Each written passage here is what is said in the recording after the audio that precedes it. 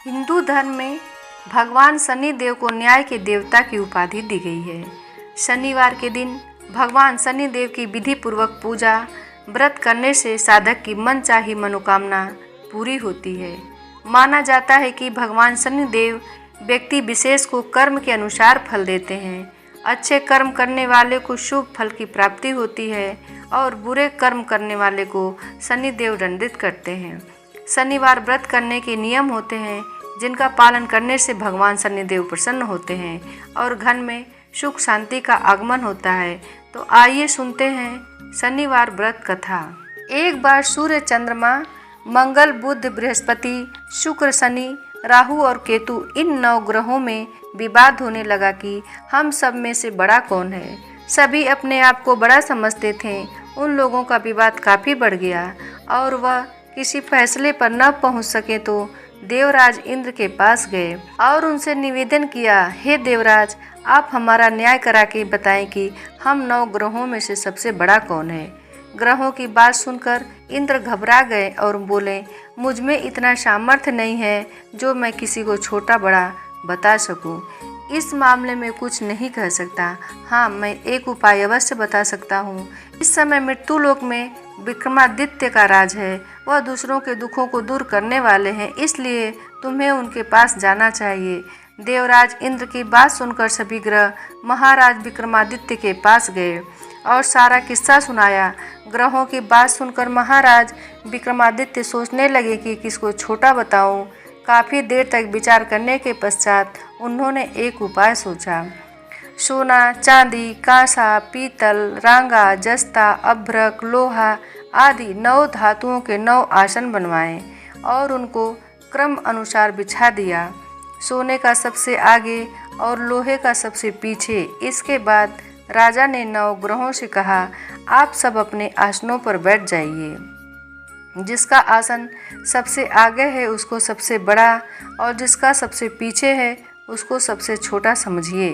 क्योंकि लोहे का आसन सबसे पीछे था, इसलिए शनिदेव ने समझ लिया कि राजा ने मुझे सबसे छोटा बता दिया है।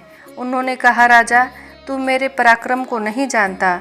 सूर्य 1 राशि पर 1 महीना, चंद्रमा 2.25 दिन, मंगल 1.5 महीना, बृहस्पति 13 महीने, बुध और शुक्र 1 महीना तथा राहु और केतु उल्टे चलते हुए केवल 18 महीने केवल एक राशि पर रहते हैं, परंतु मैं एक राशि पर 30 महीने तक रह सकता हूँ।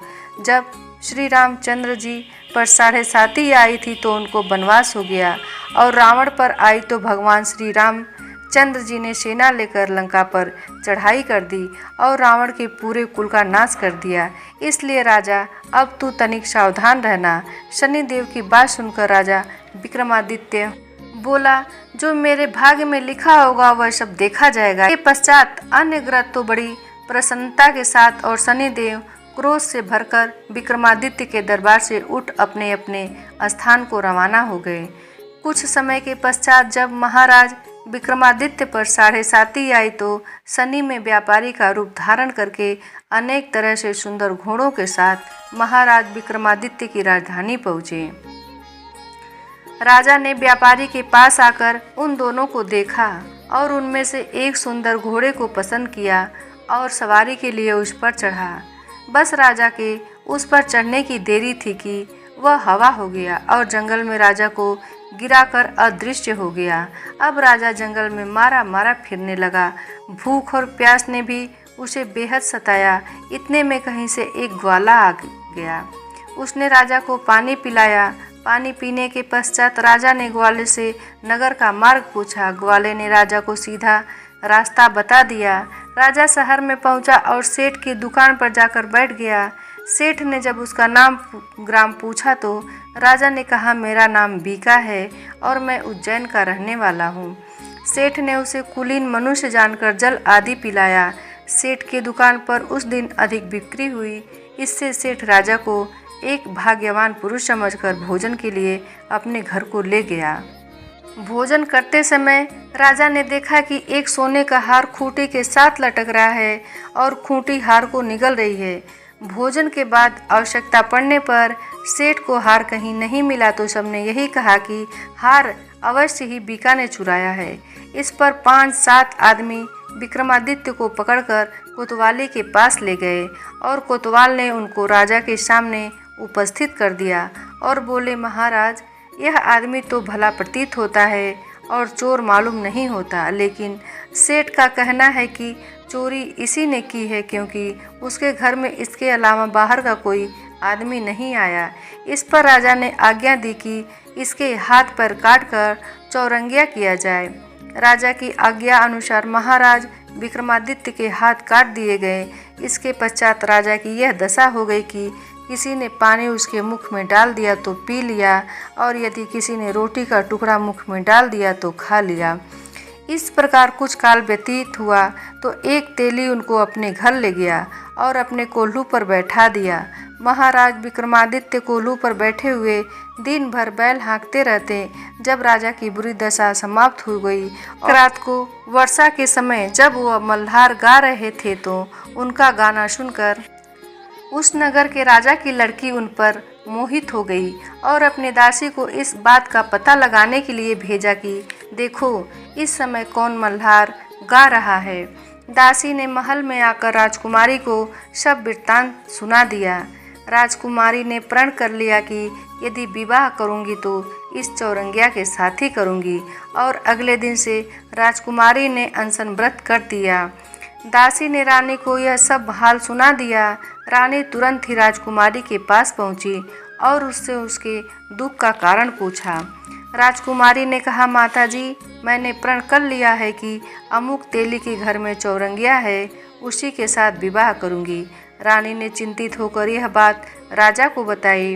राजा ने भी समझाया। उसने कहा कि पुत्री, मैं अभी देशांतर में अपने दूत भेजकर गुणवान तथा रूपवान राजकुमार के साथ तेरा विवाह करूंगा। जो बात तुमने सोची है यह तुम जैसी राजकुमारी को शोभा नहीं देती। इस पर राजकुमारी ने कहा, पिताजी, यदि आप इस संबंध में अधिक कुछ कहेंगे तो मैं अपने प्राण त्याग दूंगी, परंतु दूसरा वर वरण नहीं करूंगी। राजा ने उसी समय तेली को बुलाकर कहा, तेरे घर में चौरंगिया है, मैं उसके साथ लड़की का विवाह करना चाहता हूँ। तेली ने कहा, महाराज, यह कैसे हो सकता है? कहाँ आप हमारे राजा और कहाँ मैं नीच तेली। राजा ने कहा, भाई, भाग्य के लिखे को कौन मिटा सकता है? तुम अपने घर जाकर विवाह की तैयारी करो। अब तेली अपने घर जाकर विवाह की तैयारी करने लगा। फिर राजा ने राजकुमारी का विवाह चौरंगिया से कर दिया।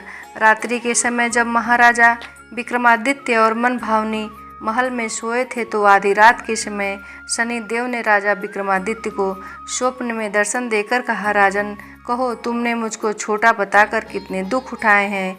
तब महाराज विक्रमादित्य ने शनिदेव से अनेक प्रकार से क्षमा याचना की। इस पर शनिदेव ने प्रसन्न होकर महाराज विक्रमादित्य को हाथ पैर दोबारा दिए। विक्रमादित्य ने शनिदेव से कहा, महाराज, मेरी एक प्रार्थना स्वीकार करें कि जैसा दुख आपने मुझे दिया है वैसा दुख किसी और को नहीं दीजिएगा। शनिदेव ने कहा, राजन, तुम्हारी यह प्रार्थना स्वीकार करते हैं। जो मनुष्य मेरी कथा सुनेगा और चींटियों को आटा डालेगा उसके मनोरथ पूरे होंगे। इतना कहकर शनिदेव अंतर्ध्यान हो गए। प्रातःकाल जब राजकुमारी मनभावनी की आंख खुली और उसने वहाँ विक्रमादित्य के हाथ पैर देखे तो आश्चर्यचकित रह गई। उसको चकित देखकर राजा ने अपना समस्त वृत्तांत कहा और ये भी बतलाया कि मैं विक्रमादित्य हूँ। नगर भर में प्रसन्नता की लहर दौड़ा हुआ आया और विक्रमादित्य के चरणों में गिर पड़ा। क्षमा मांगने लगा कि आप पर मैंने चोरी और झूठा का दोष लगाया, अतः आप अब जो चाहे मुझे दंड दीजिए। राजा विक्रमादित्य ने कहा, सेठ, मुझ पर शनि देव का कोप था, इसमें आपका कोई कसूर नहीं है। सेठ ने कहा, परंतु मुझको तभी शांति होगी जब आप मेरे घर चलकर प्रीतिपूर्वक भोजन करेंगे। सेठ महाराज विक्रम को अपने घर ले गया और बहुत ही बढ़िया पका स्वादिष्ट भोजन सामने रखा। जब विक्रमादित्य भोजन कर रहे थे तो उन्होंने एक आश्चर्य की बात सबको दिखाई दी। जो खूंटी पहले हार निगल गई थी अब उगल रही थी। महाराज विक्रमादित्य ने कहा, जब मुझ पर शनि की दशा थी तब खूंटी ने हार निगल लिया था। अब शनिदेव की दशा समाप्त हो गई है तो खूंटी ने हार उगल दिया है। जब भोजन समाप्त हो गया तो सेठ ने हाथ जोड़कर कहा, मेरे यहाँ एक कन्या है, उसका पाणी ग्रहण आप करें। इसके बाद सेठ ने अपनी कन्या का विवाह विक्रमादित्य के साथ कर दिया। महाराजा विक्रमादित्य राजकुमारी मनभावनी सेठ की कन्या श्री कंवरी सहित अपनी राजधानी को रवाना हो गया। नगरवासियों ने उनका स्वागत किया। राजा विक्रमादित्य ने नगर में यह घोषणा करवाई, शनिदेव सब ग्रहों में सर्वोपरि हैं। जो कोई शनिदेव की कथा पढ़ता और सुनता है उसके सब दुख दूर हो जाते हैं।